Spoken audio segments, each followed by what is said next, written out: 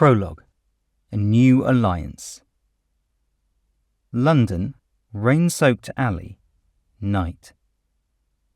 The rain fell in a relentless torrent, streaming down the neon-lit streets of future London, reflecting the city's towering skyscrapers and bustling hover traffic.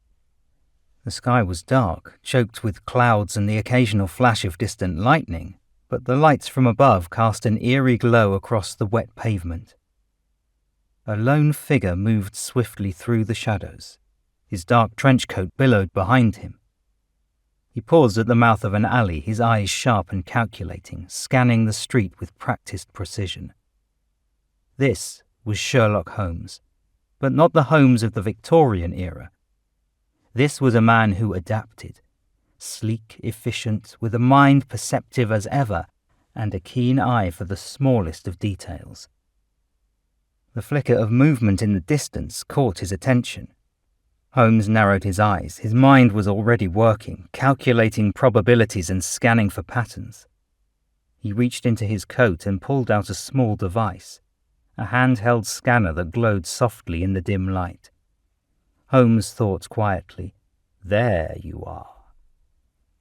The scanner beeped, locking onto a signal just down the alley. Holmes moved quickly. His footsteps were silent and his expression was focused. As he rounded the corner, he saw what he was looking for, an unmarked hover car parked beside a set of cargo containers, the engine still warm. He approached cautiously. His scanner traced the faint heat signatures that led away from the vehicle. Holmes's mind was racing, connecting dots, piecing together a puzzle he had only just begun to understand.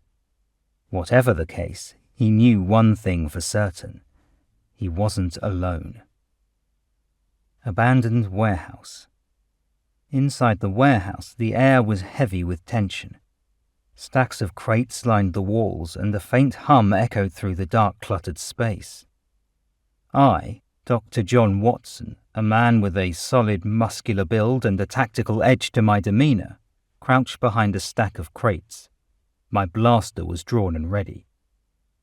I had been on the run for days, tracking the same trail, following the same whispers through the city.